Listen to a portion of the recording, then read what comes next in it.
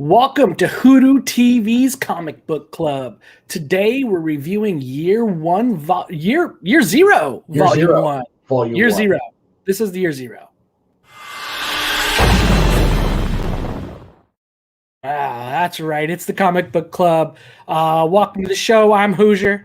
And I'm Moose. Hey, good to have you back on. Good to talk another club. This is episode number 2 of Hoodoo TV's Comic Book Club. Yeah, and this is a fun one. This was suggested to me by a friend of mine, a guy that you've met. He said, hey, you're going to love this book. I think you'll have fun with it. You should definitely read it. So when we started doing this is definitely one that I wanted to throw out there and give it a whirl. Yeah, this was the first one you threw out there. I think I threw out last week's or 2 weeks ago, That Texas Blood. Go back and watch that episode. Read that book. We both enjoyed it. Very noir, Western, neo-noir Western book. Very fun. And then today is a little bit of year zero. This is an interesting book, but first off, it's a newer publisher, AWA, Artists, Writers, and Artisans Studios, with Upshot Studios. So, yeah, a new publisher, but Benjamin Percy is your creator on it. And let me get some stuff up so you guys can take a quick look at what we got going for it. I mean, we can jump into it, Chris. What were your, Moose, what was your first impressions of this book here? Well, the first cover, the one that we highlighted there in our advertisement, I thought that's cool. That reminds me a lot of The Walking Dead, but I'll tell you, the book didn't remind me anything of The Walking Dead, which I found to be refreshing, especially because I didn't read the back and I didn't try and get to know the book before I read it. I just picked it up and started ingesting it, not knowing anything about it. And getting into it, I thought, okay, this is kind of cool, but seeing the cover like this, I thought, man, what an amazing backdrop. What a fun cover. Yeah. And I want to get into the covers and just to kind of like, a bit with that. And do the creator roll call here and ask you guys on the chat, mainly we want you to participate. Let us know what you're thinking, what your first instincts are of this book, covers, trade dress, that whole thing, to kind of get a good first impression of what somebody sees of a book. But here's a couple things to make sure you're taking care of.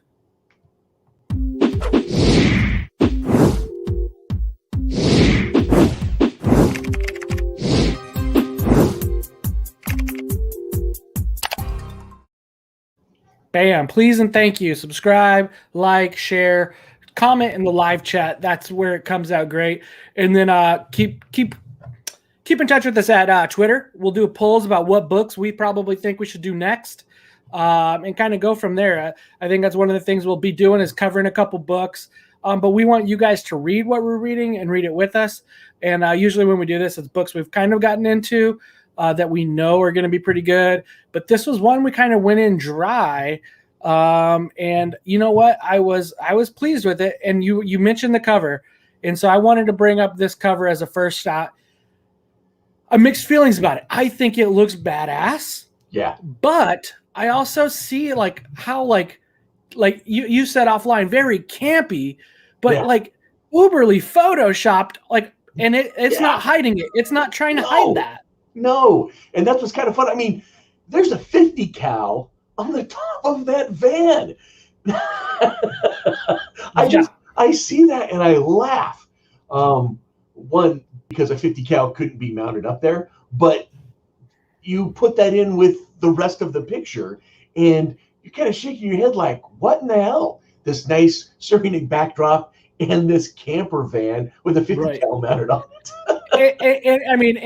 I guess I should always do this. Let's kind of come in right here, and we always got to do something that's a little bit of a spoiler.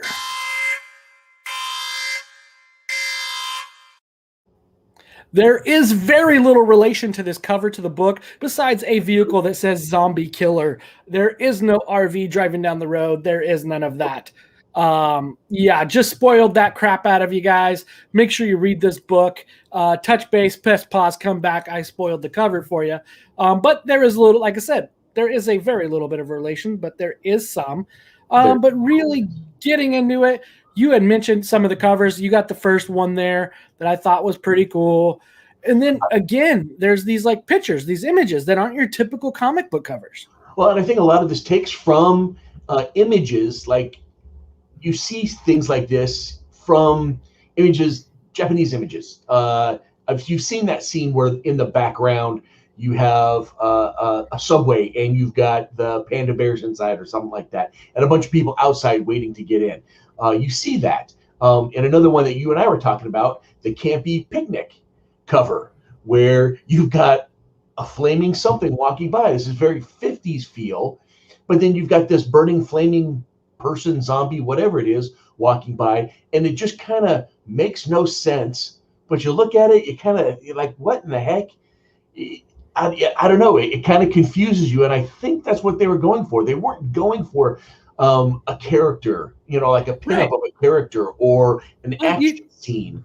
Yeah, and I was thinking that some of it may correlate a little bit. We'll get into some of this characters and role, but there's one where there's a person, a character that's in the Middle East with a lot of military. So I kind of thought the relationship might have been one of the military men, right? This is what life at home would have been like for that person if he was. I don't know. It's such a different take. I don't know. I don't know if I like it or hate it. I don't know. I'm mixed about it. Like it's different. It's and I appreciate that. Well, I think I like it because of the campiness, because of the silliness of it. In that last one, it seems like the only person to turn and pay attention to this burning thing was the youngest little child. You only see the back of that child's head. Yep. Right there. Yeah. You got the apple. It's like, oh, what's that? And everybody else is like, oh, this is a great, fun summertime. Yeah. And this is probably the most artistic. It, again, has nothing to do with the book, but still is kind of cool to see. Right. Plane going down, and here's another one. Again, not much to do with it besides seeing a zombie there in the water. Another picture that was kind of artistic, had some flair to it. I dug this one. I thought this was really cool. It's why it's kind of the background image on what we're looking at here. Yeah. But what I really appreciate about this is really what this book kind of was. Shit hits the fan. There's about to be, the zombie outbreak, and it happens everywhere, right? And that's what I liked about this book. It really touched base, what are the different scenarios, the different places, the different characters, and where does it start? Walking Dead doesn't do a great job besides showing you where Rick was, how it started for Rick. And then it doesn't even do a great job at that because he wakes up after, he starts off from the hospital. But this one basically starts off running in 5 different directions, and it does tie you into how it started, how it went, and it ties to different areas of the globe. And a lot of different characters. Some of them can relate. You said didn't remind you of Walking Dead. One of them really reminded me of one particular character of The Walking Dead a lot. But yeah, ultimately, I'm glad you had me read this book, Yeah, I'm glad I read this book too. I found it to be interesting because like I said, I didn't read the back. I didn't try and understand what this book was about before I dove into it. And it kind of caught my attention because I'm reading a story and it's 2 pages right in front of my face, and I'm reading it and I turn the page and it's a totally different story. I'm like, whoa, wait a minute. Who's this? And it outlines it for you, where they're at, how long ago it was, or what's the current situation, and who this character is. And then you get 2 pages and then you turn the page and it's something totally different.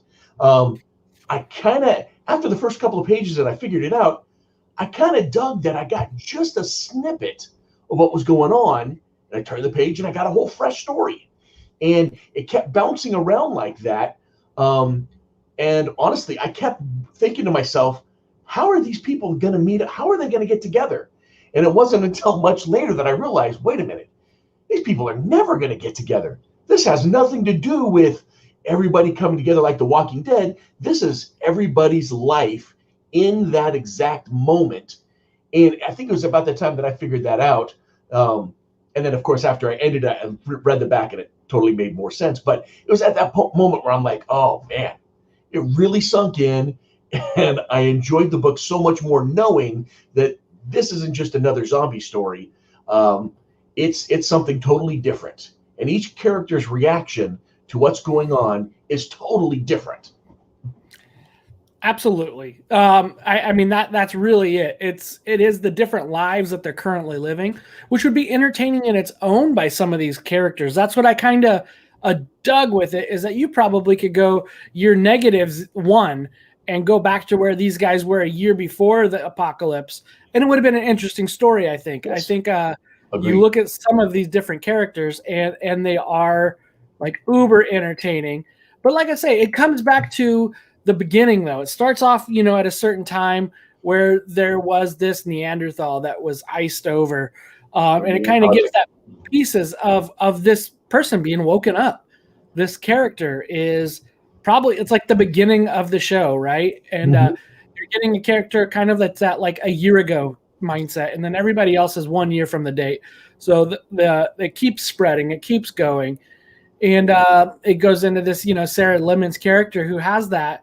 Then like I said, it'll go in multiple different directions to Kabul, and just this militarized zone that they're in. This character is, a woman. Forgive me if I say the name right. I know I'm going to, Fitma, and she's basically helping different women that have been abused in that. And she's definitely helping these like refugee women running from their suffrage to a degree, and where everything is with this character and how she's dealing with the military, the Americans that are there, and then just where things go for her when shit hits the fan. And where it goes with the military, and that it's her group of women that are going to survive this kind of like unlikely of survivors in the area. But when you really look at how much they've survived in general, it's not actually that surprising. So I think it does really good about uplifting the human story of survivor story. I thought that was great. And I'm looking at this piece. Also, the art is very clean throughout this book. It's nothing overwhelming, but it's very clean. You get every single facial expression. You get every detail that you would want. I mean, you get a Marine's should be a 5-corner hat. It's a little more, but we get it. It's supposed to depict a Marine. It looks very much like what you would see if you were there. And everything, like I said, just clean. And that's Ramon, the whole story. Rosanas. Ramon Rosanas is the artist on this. Yes. So yeah, he kept everything clean, and the colors were great. It took me about the first story, and then I went back and looked again, and I realized that every single person has a different color that they go by. Right. It's a very mood setting, and that's Lee Lowridge is the colorist there. He did a great job in that. I love the fact that every story had a different color, and that color set the mood, but it stayed true the whole time through. That color stayed true the whole time through. And you can even see it right here in Tokyo. This guy's he's an assassin, a hitman, right? And he's got this just like real fun, cool story about where he was on that. And then just it has some humor to it as well. But it's also like where this guy who's basically trained murder machine, what he does during the apocalypse, and how he's set to have somebody else. I believe somebody else is chasing him, and where this connection goes. So, and then you have, this is Daniel Martinez's story, and I feel for this kid almost right off the bat. Absolutely. The cool thing that I picked up on it is we actually have a timeline of when this book may have taken place. We're in Mexico in Day of the Dead, which happens between October 31st and November 2nd. So it's sometime during that time that the shit hits the fan in Mexico, which would be approximately the same time for Minnesota, probably Tokyo and Antarctica, probably right in that same basic timeline. So we have an idea of when this happened. We have 5 different places of where it happened and 5 different reactions as to what's going on as it's happening. Yep. And this one, DJ Hull or Robert Hull. this is the one where I could not. Yeah, I think you and I were talking it offline, and I was saying Eugene, right? Because he is the Walking Dead's Eugene. He. This is to a degree. Like if he was a, what do you call it, a prepper? Like this would be him. It was an interesting character. He was playing the weird role, walking around with the clipboard. He just little things like he was doing at the Survivors. All of it at Sanctuary. It just really reminded me of him, and it's an interesting character. He's alone. He's on by himself. He doesn't want anybody else who hasn't prepared, except for when he thinks he might find a girl. And he gets on the walkie-talkie, and he's basically doing the apocalypse AOL online chatting. Be careful who you meet. And he's got the toilet paper here in the scene, which I loved because you look at that in the second panel, and I mean it's like he was preparing for COVID as well. You got to have the butt wipe, and it was this was very humorous too. So there was a lot of good humor. Yeah, his character was funny because, I mean, he's a prepper through and through, and you can see in every split panel that you have there, as people are crashing into houses and shooting off guns and killing, dying by the score. He's downstairs and he's counting his cans and his toilet paper and all of his water, make himself what looks like a peanut butter sandwich or something like that, as things are blowing up all around him, and he has no cares. And his character is kind of funny, especially when he gets into his numbers, because he's kind of ruled by numbers, if that makes sense. He backs every decision by the numbers. Yeah, I mean, he's one of those guys that I know I stood next to at a Comic-Con before. Probably. And he had it planned out exactly his route of Artist Alley and which one he's going to meet. I swear I've met that guy before, and he knew exactly how long he had at each table, each book signed up. It's in order in his little carry-on item that he's bringing along, and he's got it tracked out. Like that's that guy. That's who this guy. He's the guy at the Comic-Con with, like I say, the wheelie cart, the map, and they're already in order in the wheelie cart too. He's not looking for which book's next. And I appreciate those guys too, actually, because they do have their stuff together. And you have to wait for the guy who doesn't have it together and he's going through his whole book. That's you, Moose. Only once when I tried to get 31 books signed at the same time. Hey, it happens, right? Yeah. It's and then you drop one. Oh. Well, no, that's the one that Matt can't put his thumbprint through and smeared his signature because it was so wet. Yeah. It just reminds me, like one time I was getting a signature from Justin Jordan, and I had a stick. My bag had a tape on the back, and Justin just like, that has tape. You put it back in the bag, and sure enough, I stuck that tape to it. And he goes, "That's why I gave it to you." And I was like, "Oh, you know what though?" But I get those signatures for me. I don't get them for bidding. I get them because, hey, I just know this person, met this person, and I want to appreciate that and show it on a comic that I'm going to keep. But anyway, BJ Hall was a character and a half. He ends up, like I say, doing some apocalypse AOL chatting with some gal, and it turns out it's a boy. Total dude. And it's somebody who hasn't prepped, and he does not like this guy. But he's not alone anymore. He's got somebody in Hall with him. And that was a real funny part of this story. But what I think that is great about this book is that just each one of these characters that we come across has a unique story in its own, right? It could have been told in a series of one-shots. It could have been told, separately. Yeah. But it was done simultaneously. So like it was 3 pages, 4 pages, another page for 4 pages, another one for 2 pages, you flip the next page and it was another 2-page. And it really had the great pacing. And I've read a number of, Benjamin Percy's books, and I love his pacing. I do think he's a really good pacing writer. I liked his run on Green Arrow that he did on Rebirth. I thought that was a great run, and based in Seattle, which is really what made me like it. Because it really connects the Emerald City, and then it basically comes into why it became Star City. I enjoy him. He's one of the ones I'd like to see him write, I'd like to see him on like a Valiant book, which Hoodoo TV talks a lot about Valiant with Get Valiant.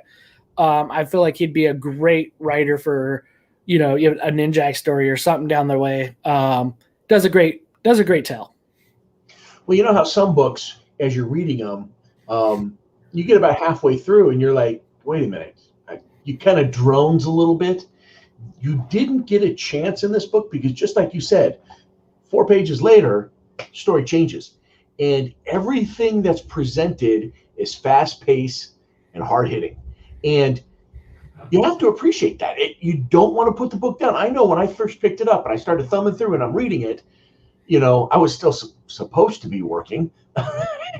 and I'm going through and I get a call and I'm like, oh, do I want to answer? Yeah, I need to answer it. So, I got about halfway to 3/4 and I realized, I'm like, holy cow, I am just digesting this book quickly, but it never had a chance to slow down or get stale because everything was hard hitting, fast paced. Yeah. Yeah, absolutely. It was good. And what was fun was when you did see that zombie killer vehicle in the prepper. BJ Hall had the little Hummer, and that was actually pretty funny. Like he's a funny guy that has the massive tank. I dug it. Like I say, there was some of these characters that you really just dug hope for. The Daniel Martinez, the guy from Mexico City, Fitma from Kabul. They were just really fun characters that you wanted to hope for the best, especially those two, because they were kind of like against the odds type of survivor characters. And I think it tells a good story of two people, again, that are also against the odds in everyday life, let alone apocalypse. Right. And their ability to survive within that. Like I said, there was some of these character stories you could tell are just going to be great stories. The hitman in Tokyo, you could tell that there's just, like I said, you could do -0 and you could have had a good like origin story of who these characters are and had some good fun backstories. One of the things that's really I'm excited for is really getting into volume 2, and it adds Juan Jose Rip on the art, and this is like his cup of tea of writing, in my opinion. Like a zombie book. I mean, he did Britannia with Valiant, and that was so phenomenal with the supernatural and the characters within that, and then just the killing of the Roman emperor, man. Like it's just up his alley, and that I'm excited for actually volume 2. And that's when I actually really first noticed it, is knowing that Rip was on that and then Percy was on it. Outside of that, like I didn't see the initial run of this book when it got started. Let me ask you, just like Valiant's Britannia, and how at the end there was always a couple of pages about some form of history that actually happened and what it was like to be a Roman legionnaire and all that other stuff. In the end of each one of these books, you had a small piece of history where the zombie outbreak had occurred. What did you think of those? I dug it. I dug like the connection back to kind of, you know what I mean, trying to make it like it's this history book, and I think that a lot of it has it. So yeah, when you think of the Black Death or the plague, but yet you can factor that into being a zombie apocalypse of sorts. Maybe that many people did die, and you could say, well, okay, in some form of way, okay, and just it goes back to the wall, the Great Wall in China. Right. Another one of those, and you have the epic battles that the Mongols and the Chinese had during that time frame, but yet they likened it more to a zombie apocalypse trying to get into China. I thought that was really cool. I don't know. I like that little stuff. It was a little humorous because we know the real history, but to see it like that, you're like, yeah, okay. Kind of, I guess, like the covers, a little bit of campy, but yet maybe a splash of, maybe, silly, good fun. It is. It's great the way they had that, and it almost makes you think like if this book was written a year later, what would it have been?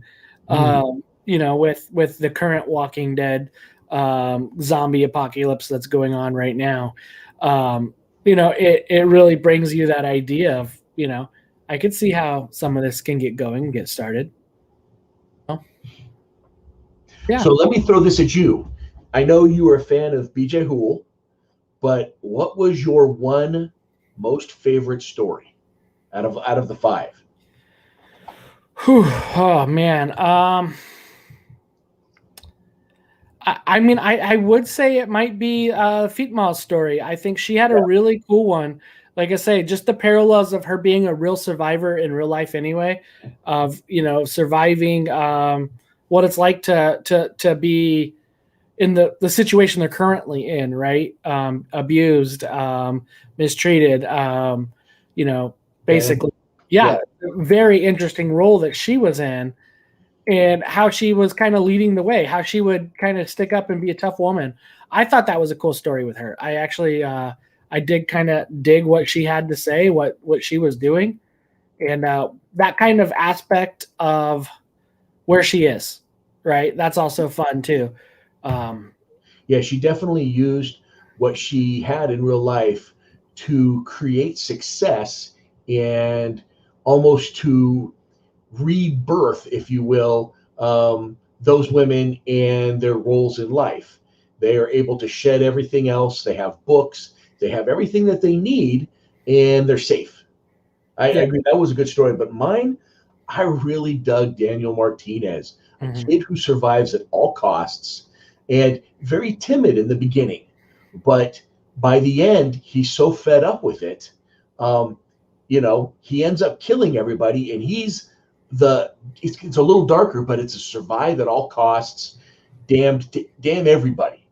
Just nobody else matters in it. And it's a little darker of a take, but I liked it. I thought that was very twisted, but I think, if you have a child that's able to survive at all costs, being as poor as he was, those type of people would survive a zombie apocalypse because they're faster, smarter, and they've already lost. They're.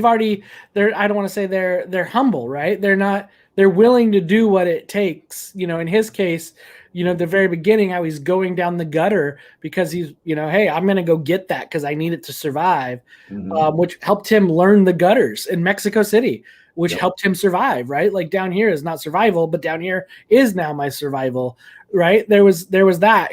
His ability to survive the Catholic Church was another interesting, connection there. I agree with you too, and I think it's kind of goes to that, like people that were survivors before their story even started. Yes. So agreed. And the tone, and I love, Dia de los Muertos, Day of the Dead. I think it's cool. I did get some vibes with this character initially of Deadly Class. He just reminded me of the main character in that book as well. Good call. Yeah. And so, and that book, and I guess that's issue 1 of that book, where it really starts with the Day of the Dead celebration as well. And yeah, I dig it. Yeah, I mean, and the one that I would like to learn more of their story was the I believe the Sage Wannabe, and he was a cool character as well. Like I say, he's a hitman, so he had some cool stories to it. BJ's was just funny. It was just funny. It was the humor relief. It was the slapjack, guy next door. That's, like I said, the guy you would met at a Comic-Con. But yeah, ultimately, yeah, I like I said, I agree with Daniel. I thought that was an intriguing story, and that's what actually kind of makes it hard. It's hard to necessarily just pick one of these stories. Right, they're all interesting, and I agree. It seems like Watanabe was the individual that had the most closure, I guess you could say. He met his goal, but I guess you could say the same thing with Martinez, who, I mean, they all really met their goals. It's just, I think it was more finite. Because you're curious, okay, Watanabe, what's next for you? Which direction are you going in? Yep. That one is kind of curious. Like there's a lot of open space, a lot of different ways he can go. And then what I think what I look about that is the hope for what's going to happen with this volume 2 of this book. Again, we talked, Juan Jose rips on that. I wonder if it's going to be this dual approach. Is it going to be the same 4 or 5 characters? I'm adding the first character that was the archaeologist, whatnot, in there with that, because it's typically 5 stories, people's 5 stories. Is it that very origin story of the apocalypse, or these guys each story? I wonder if they're going to keep doing it in this same format and this same pace, if it will be new characters within this. But I don't care either way. I think I'm signed up to go along for the ride and see what happens in this next couple volumes. Absolutely. Yeah, I agree. I do want to see what happens. And yeah, I don't care. Is it the same people? Cool. I'm down for it. Is it a new cast? All right. Yeah, let's get something fresh. Let's see what else happens in year 0 with different people, different places. Yep. Yeah, I think when you look at it, like, it was fun. It was a fun, good book. So I guess let's kind of give it some scores. What are you thinking? Right. Yeah, absolutely. So story in and of itself, I really, really dug it. I thought it was a solid 4.5, 4.5 on the story. The art was right there. Not quite a 4.5, but it's definitely a 4.25. Colors, I dug. I'd give that a 4.5 as well. Just because of the mood that every single person got their own color, and it was continuous throughout the whole story. I love that idea, set moods, and did what it needed to do during that story. So yeah, 4.5, 4.25, and 4.5. Cool. Yeah, I am. I think I'm right there. 4.25, the whole thing. Solid book. It's art-wise, story-wise, pacing-wise. Like I said, I don't know if I love or hate the covers yet. I still don't know my thought on that. I've seen Volume 2's covers, and those look cool. With one of them reminded me of the Brad Pitt movie with all the World War Z, where the zombies are all stacking each other to take the helicopter down. That was pretty cool on that cover. But there's some interesting covers. There you go, right there. You got that image right there. To me, that reminded me of that World War Z. Yeah. But yeah, I'm going to say 4.25, which is definitely one to get. And yeah. So here's a question on the back. You see this image right here of BJ. Right here. Is that a blow-up doll? I think it is. That's the only thing I can think, that it's either a blow-up doll or his imagination. But it doesn't move, doesn't talk. It's pictured a couple, 3 or 4 times. So I have to think it's a blow-up doll. But a sitting blow-up doll, and very lifelike. He probably spent all his money just on that. Oh man, got him a real doll, man. So that's creepy. I guess if you're in the apocalypse, you might as well, it's less mouths to feed, I guess. Yeah, that's true. And that's what I mean. That's part of that makes it funny. That's what makes it interesting. But like I said, I'm definitely 4.25. I'm going to be ready to get the future ones when it comes out, or when the trade comes out. I believe they're close to issue number 5 of volume 2 right now. So if you're on the pull list, pull that, or definitely pick up. I put a link below for this book. So get that link. 1. Yeah, it's, so definitely, or look at your LCS. I definitely would ask your LCS to look up AWA and get other books, because like I said, it looks to be there's some fun books to come out within this publisher. American Ronin is one that looks to be good. It's out of volume 1 there. I think it just produced another book recently. AWA looks to be like a pretty cool little publisher.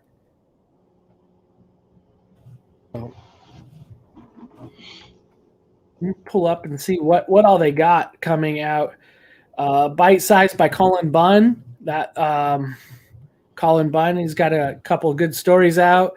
Gindale, Kentucky, American Ronin, Bad Mother, Old Haunts, The Resistance. They have some pretty good books. So I'd recommend everybody look at awastudios.net and see some of their future books. Looks like they got a couple of the picture style Year 0 books coming as well. So I like when you find in a publisher new, you don't know what they're about, you haven't heard much of them, and you just get a hot book right off the bat. I mean, that I'm hoping that builds a followership for them. I'm hoping that it builds, a baseline, a fan baseline to build off of. Because if they keep putting out books like Year Zero, if and I'm curious about American Ronin, that'd be something that I'd possibly pick up and trade and read the heck out of it. Because if it's anything like this one, I'm down for it. Down for it. Then there's another one, Erratic. I mean, Brian Reber's doing the colors on it. That's by Carrie Andrews. To me, it looks like there's some stuff worth giving it a look, right? And that's kind of the fun thing, is to give it a look, see what you might find out there.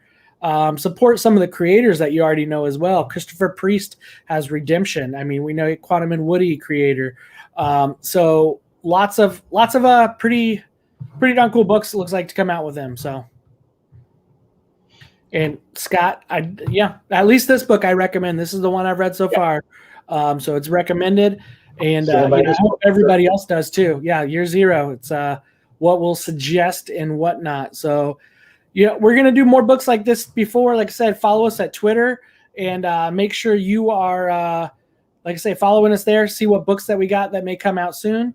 And what we're going to review. Read with us and join one of our future shows. Get on the chat, let us know, and we'll do that. So again, make sure you sub, make sure you like, make sure you subscribe, all that fun things. It's been fun, Moose.